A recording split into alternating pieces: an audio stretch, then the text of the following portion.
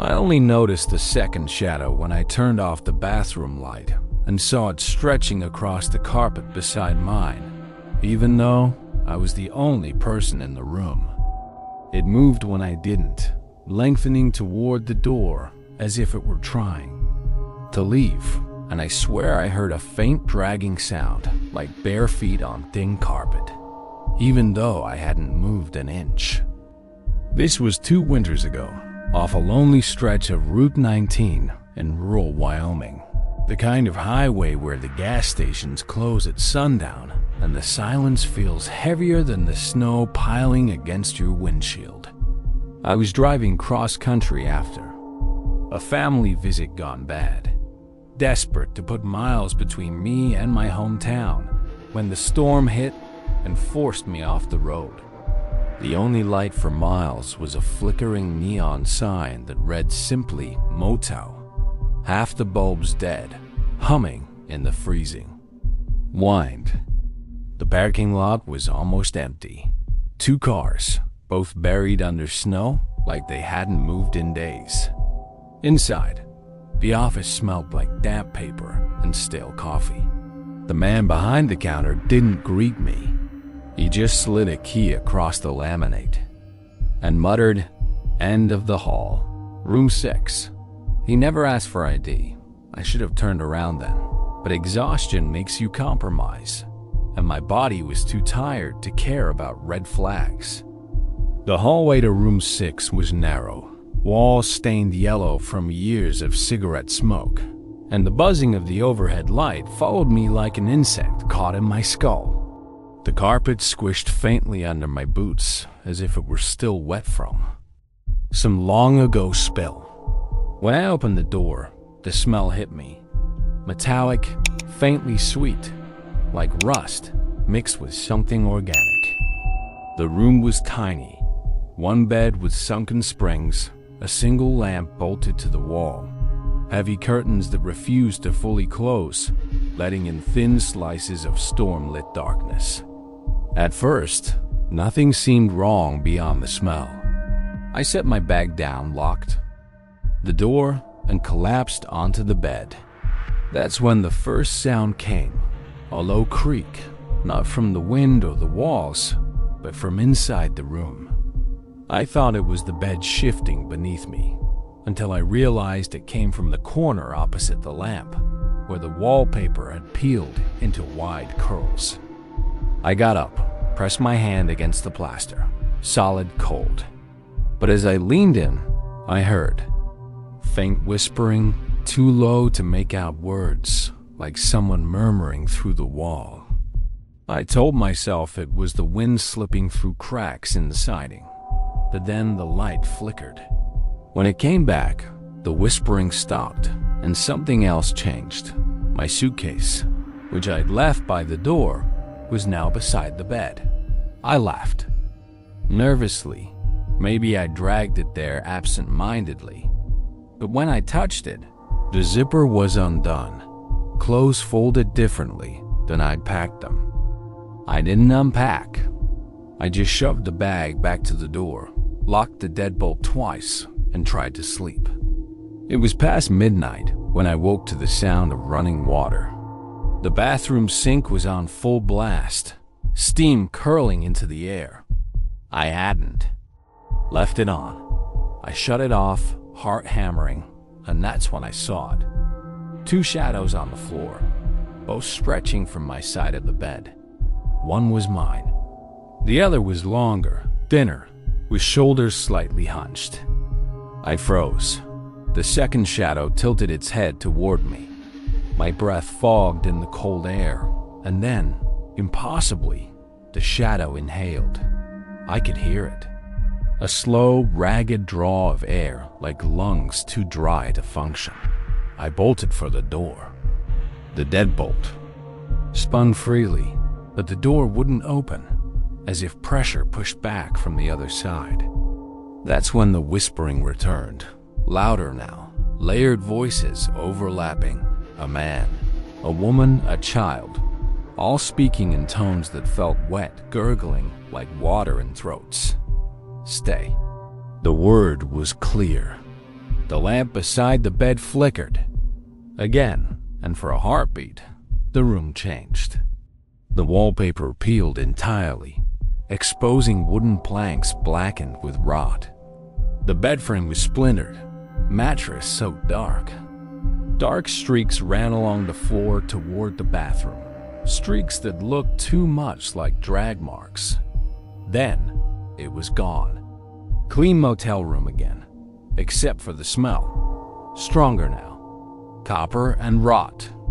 I backed into the corner, phone shaking in my hands, no signal. The whispering rose to a frantic chorus. Words overlapped, some pleading, some angry.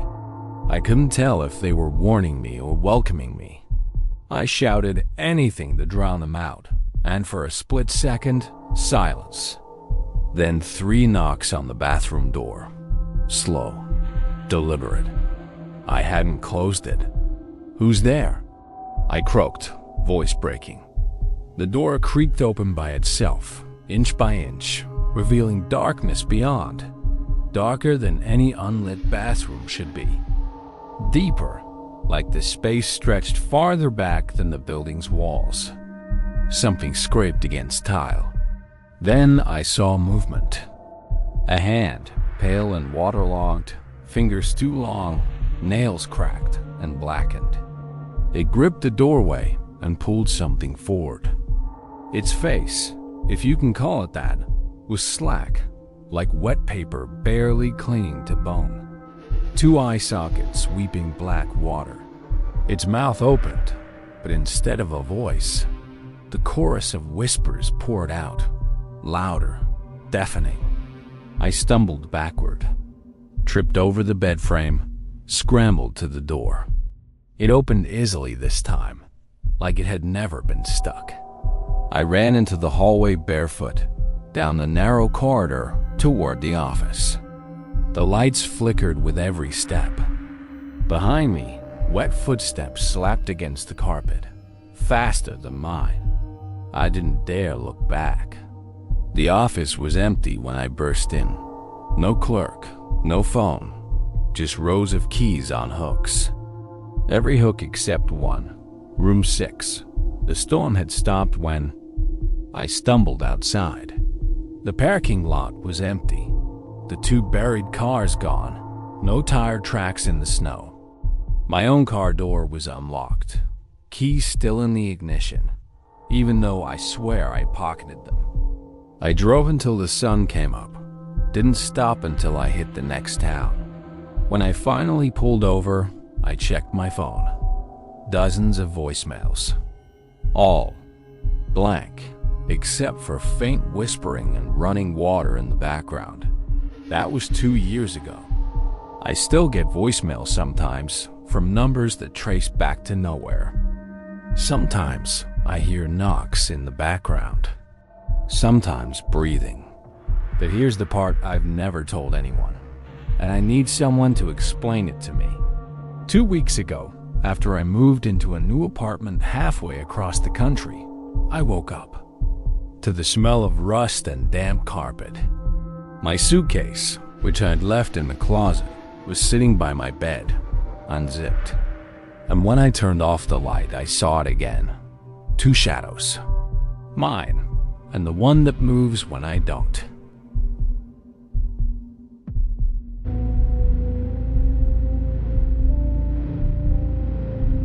I drove into Widow's Lake just as the last pale light of dusk surrendered to creeping fog. The narrow road twisting between pines, dripping with moss until it ended at a wooden gate, rusted shut on vertical slats bearing no sign. My GPS blinked. As I turned it off, heart thumping from the drive here. A weekend retreat in an old lakeside cabin my friend had rented. A chance to escape my thoughts after losing Claire.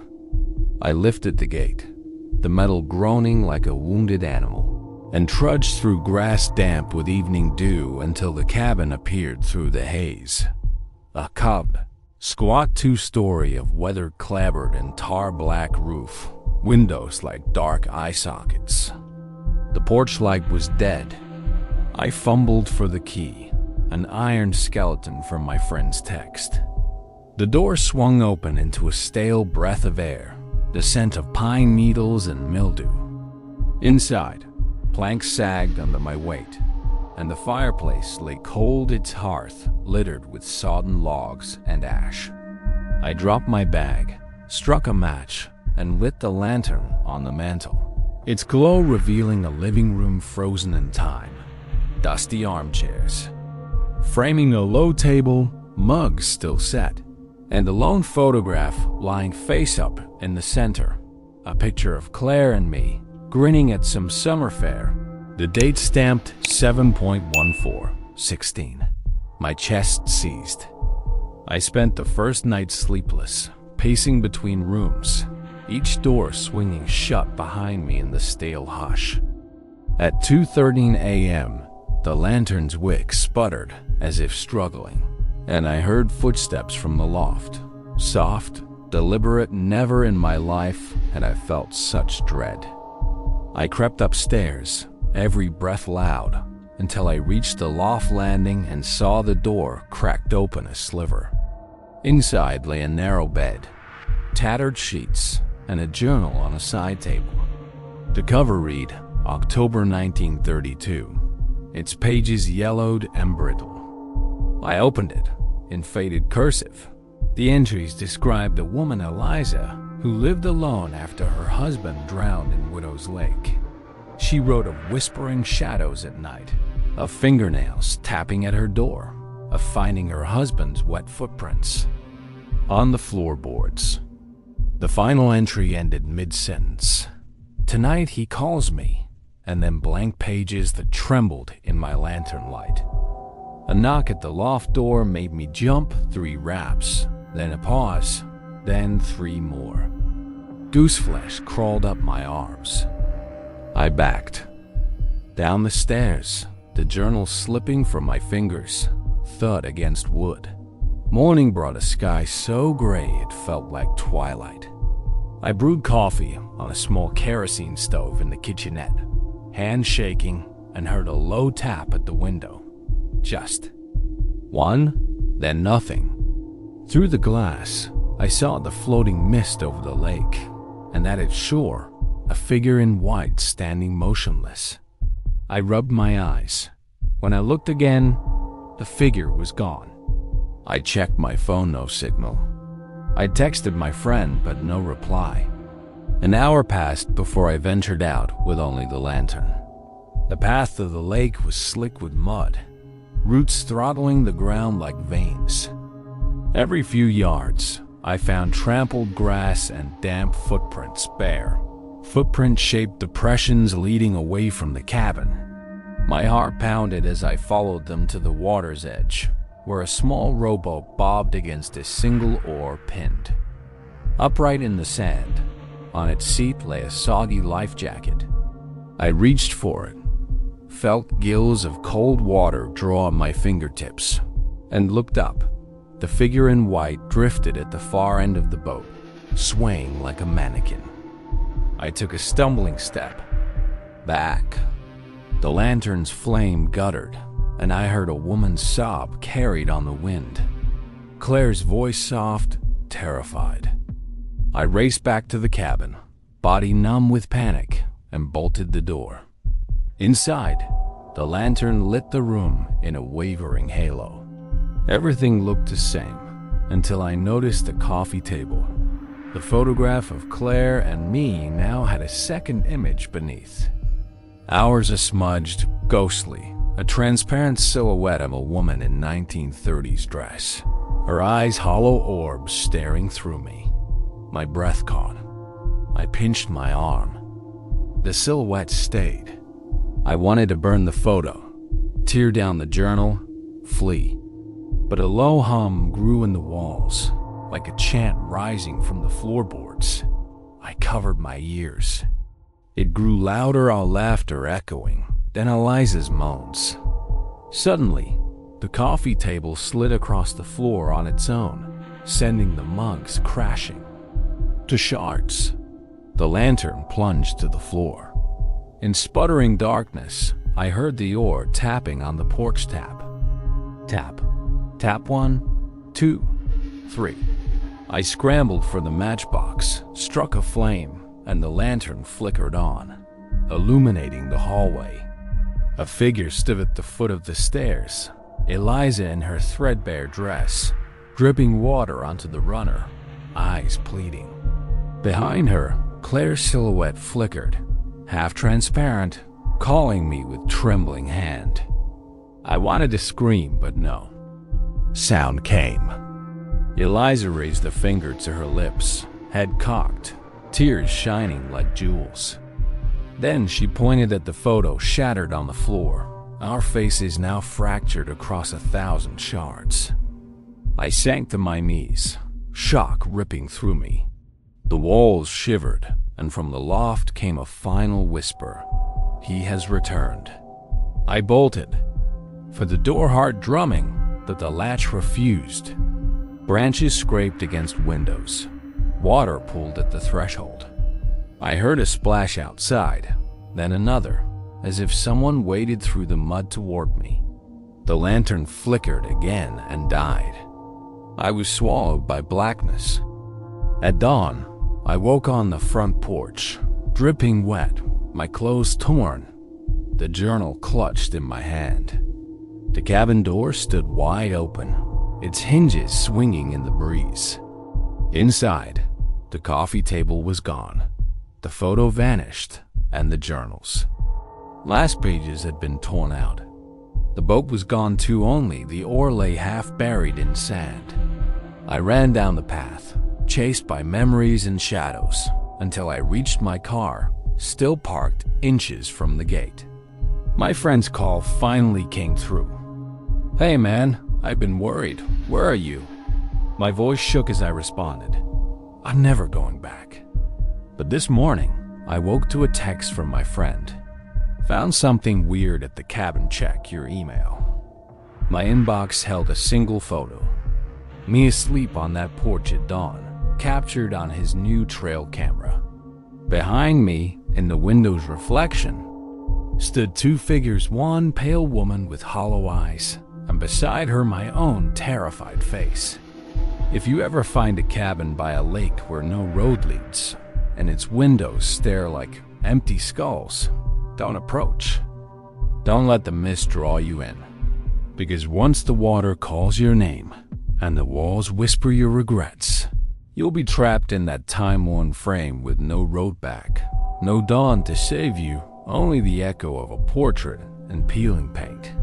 The chant of a woman who vanished decades ago, and the last sight of your own face pressed against a window you can never break.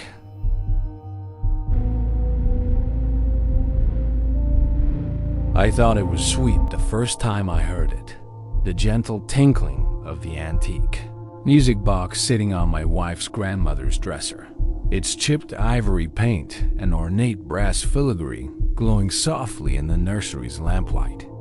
We'd just moved into the old farmhouse outside Willow Creek, drawn by the quiet fields and the promise of a fresh start after years in the city. Our daughter, Hazel, was born 2 weeks ago, and my wife, Lauren, inherited the music box from her grandmother's attic, claiming the melody reminded her of childhood summers spent chasing fireflies in the orchard. I wound the key, watched the tiny ballerina spin, and felt my chest relax as the tinkling lullaby filled the room, until I realized Hazel hadn't woken with the sound. Instead, she slept more deeply than ever before, soft breaths rising and falling in time with the tune. I smiled at Lauren, convinced that at least something in our life was settling into a gentle rhythm. But gentle rhythms, I learned too late, can become the most insidious prisons. Within days, the music box's melody haunted the house. At first, it was an unexpected comfort. Late at night, when the wind howled down the chimney and Lauren and I lay beside Hazel in the dim nursery, the box would play itself softly, as though the ballerina longed to dance once more. It would start, as a single note, barely audible, then built into the full melody, each crystalline tone echoing through the wooden hallways. On the mornings, I stumbled in to check on Hazel, expecting to find her crying. I found her peaceful, eyes closed, as if the music soothed her like a balm. Yet even then, I noticed something odd. Hazel's tiny lips were moving, as if singing along, though I heard no other voice stop by the end of the week. The box had moved from the dresser to the changing table, replaying its tune each time Hazel stirred. I found myself tiptoeing through the dark hallway to wind it, afraid to wake her, because the melody soothed her into an unbroken sleep. Between feedings and diaper changes, I caught myself humming that same lullaby under my breath. The tune lodged in my mind like a song that wouldn't let me forget.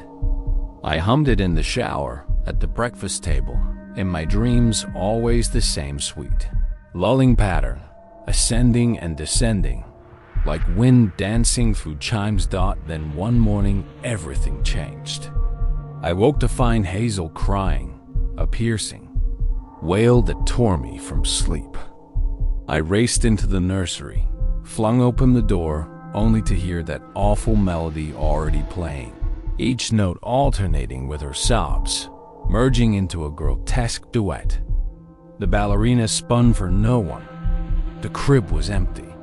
My heart lurched as I crouched beside the low mattress and saw the music box perched neatly inside the crib. The key wound tight, melody half finished. Hazel was nowhere in sight. Lauren burst into the room, panic draining color from her cheeks. "Where is she?" she cried, but the only answer was the twinkling melody and the crimson smear on the mattress where Hazel's pacifier lay discarded. I carried the music box downstairs to the kitchen table, set it on a stack of dusty newspapers, wound the key, and smashed it with the bottom of a cast iron pan until the ballerina broke free and the cylinder's pins snapped in ruin.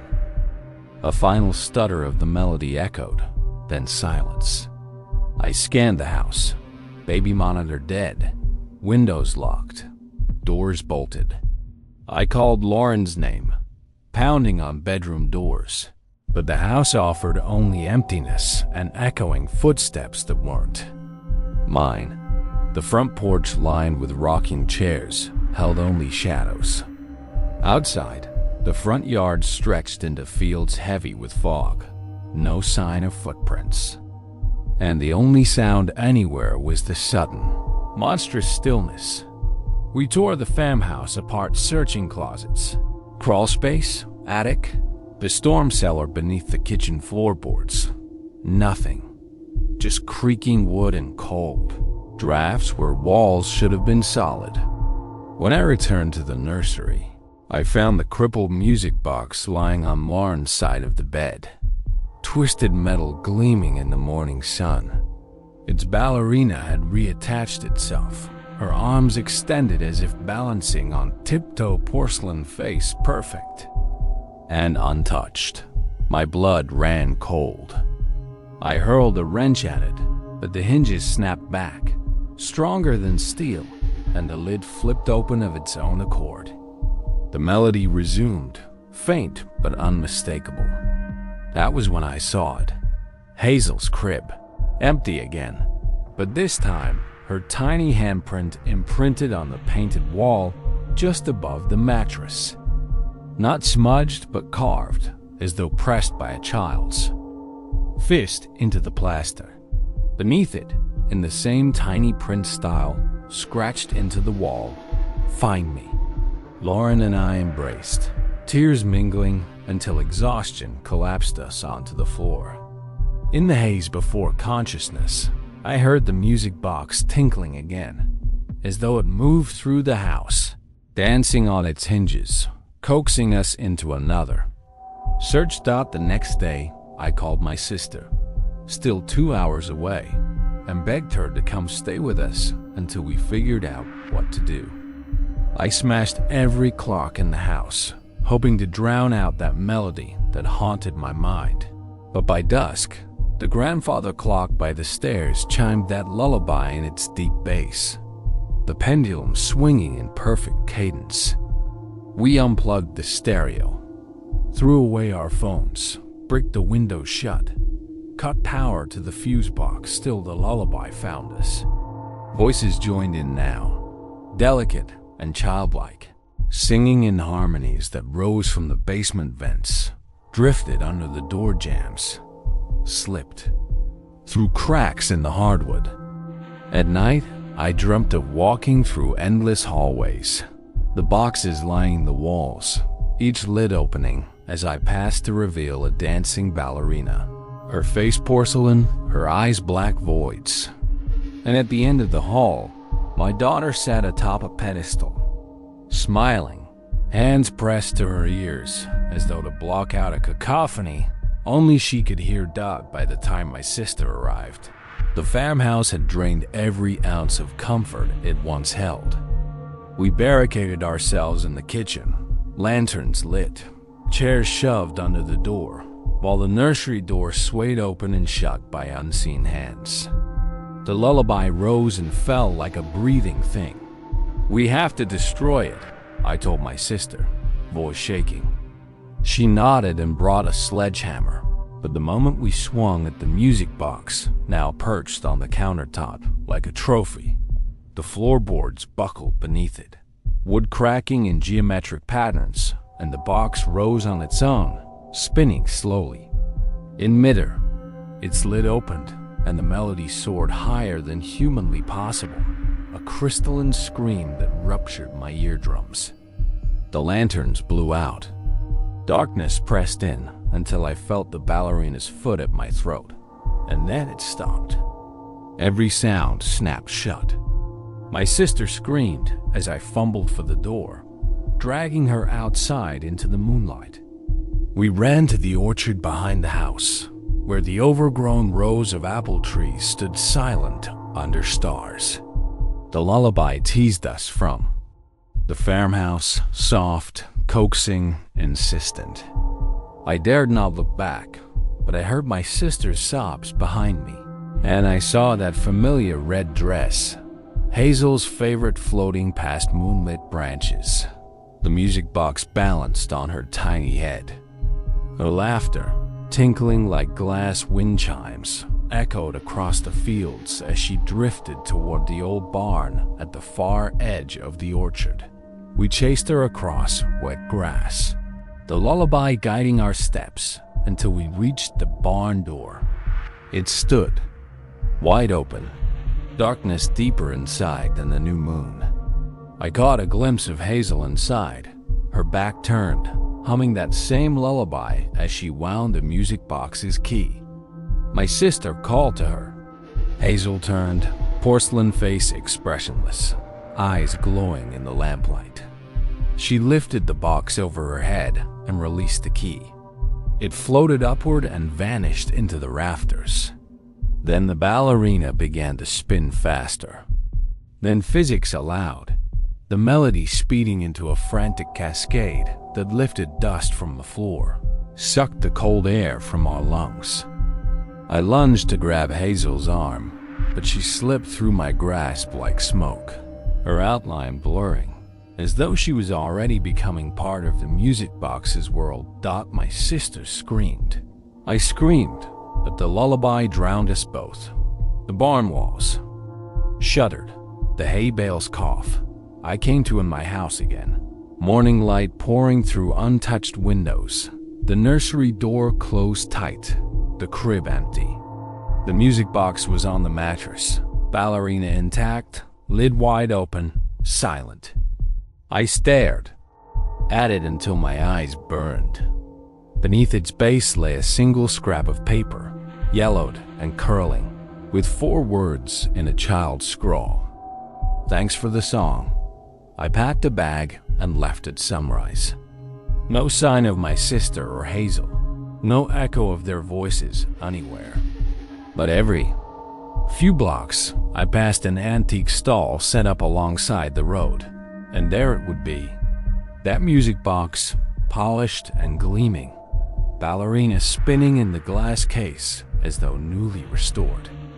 A sign above read, "For sale." Vintage music box.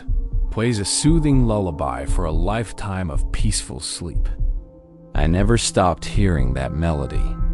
Even now, months later, when I close my eyes, I can feel its weight. A gentle pull at my mind, coaxing me toward a memory I can't reach. And sometimes, late at night, I swear I hear a child humming along a voice that calls me, "Mama," and a low whisper in the darkness, "Play it again." If you ever see that music box in a shop window, don't wind the key. Don't let the ballerina dance. Because once you hear its song, you'll follow it home, step by step, until the only lullaby you know is the one that costs everything you love.